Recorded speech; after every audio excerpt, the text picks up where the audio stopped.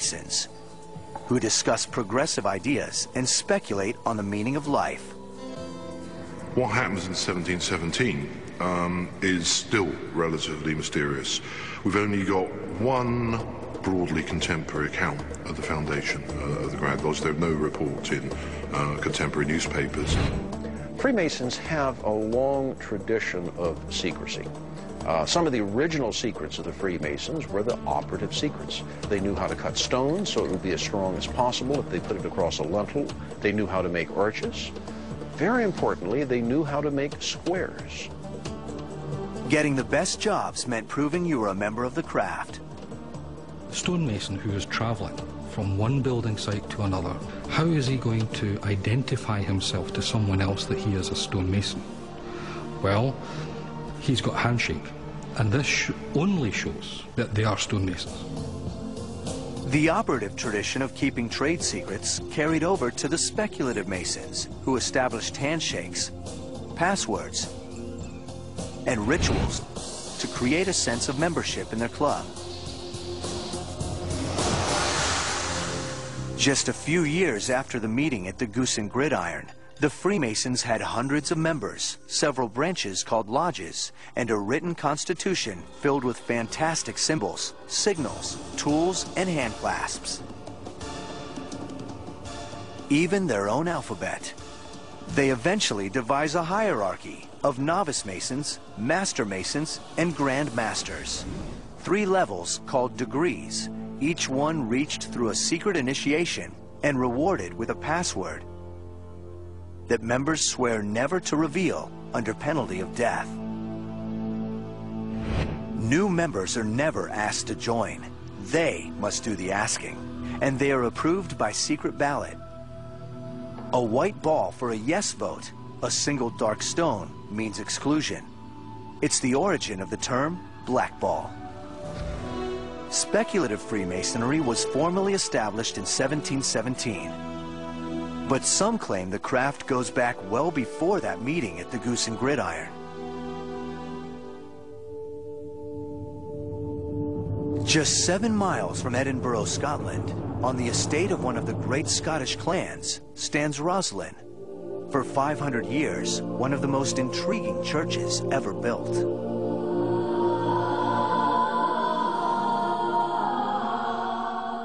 I've studied this certainly 40 years.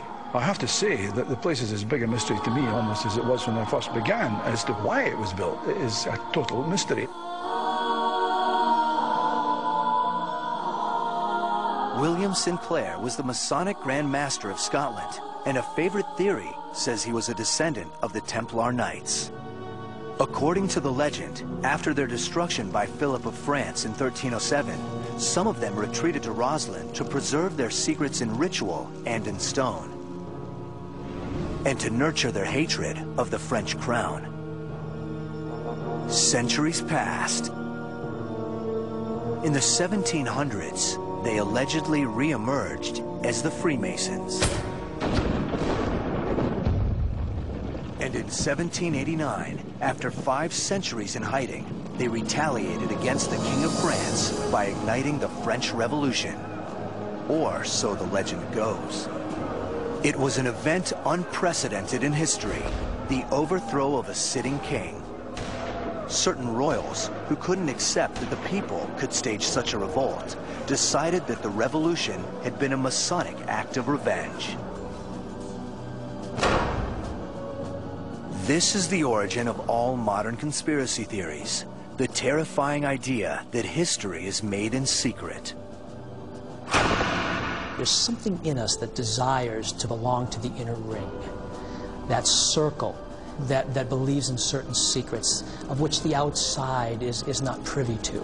If you can build a conspiracy theory about Jews or Freemasons or Catholics or humanists or any group, you're starting to make sense of a chaotic world because there's an invisible, hidden hand that's secretly operating everything, and that has a certain psychological appeal.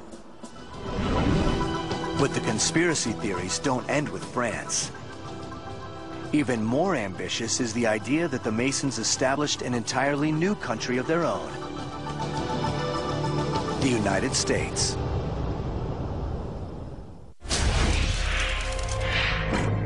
Did you know that 14 of our United States presidents were Freemasons?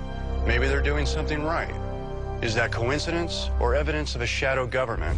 In the second installment of National Treasure, my quest to clear my family name in the Lincoln assassination leads me to the Book of Secrets, a book for presidents' eyes only. There is a book, and it has the information you need. There's this book that's been passed down from George Washington to George Bush, but nobody talks about it, and that's the Book of Secrets. And the place that it's kept is only known by the current president. Where is it? I can't tell you about the book. We discover new things every day. You never know what secrets of the past still remain to be discovered. Oh, Area 51. It's getting assassin. Shh.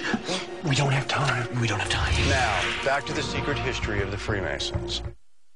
It is one of America's great ironies that the leadership of a country founded upon the principles of liberty and open government is deeply entwined with a cryptic club where modern men masquerade as ancient kings.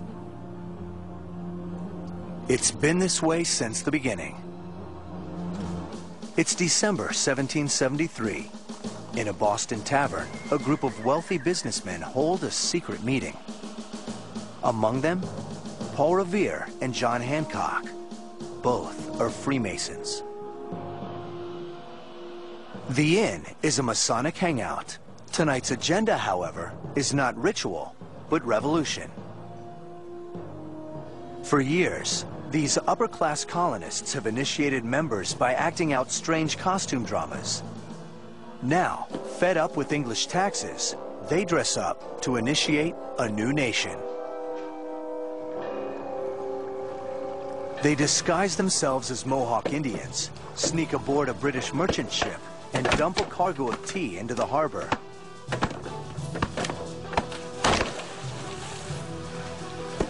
This act of sabotage becomes known as the Boston Tea Party. Citizens are burned up about unfair taxes. They're going to take the tea and throw it in the harbor, and of course it's widely held to be a Masonic event. 2.5 years later, John Hancock and his brother Masons formally declare America's separation from Great Britain. At least 9 and perhaps as many as 50 Masons signed their names to the Declaration of Independence. Without the Masons, there may never have been an independent America. Yeah, I think you could safely say that modern society would have been very different in its culture, in its aesthetics, in its outlook, if we hadn't have had Freemasonry developing in the way it did in the 18th century. But conspiracy theory holds that this government is not just dominated by Masons, but is controlled by them in secret. They even model their capital city on the cryptic geometry of the Masonic craft. Masonic icons appear throughout the bricks and marble facades of Washington. Even the laying of the cornerstone of the U.S. Capitol was overseen by George Washington, dressed in full Masonic regalia. The gavel in American courtrooms comes from Masonic tradition. And the Washington street grid just north of the White House traces out a star which appears in Masonic symbolism, but which some insist is a satanic pentagram. There is also the shocking symbolism on the reverse of the U.S. dollar bill. America's founding fathers appointed a committee to design an emblem for the infant nation. Ben Franklin, the only Freemason on the panel, suggested a pelican feeding her young. But the idea was shot down in favor of an eagle with 13 arrows in its grasp. And then there is the all-seeing eye atop a pyramid, apparently referring to Egypt,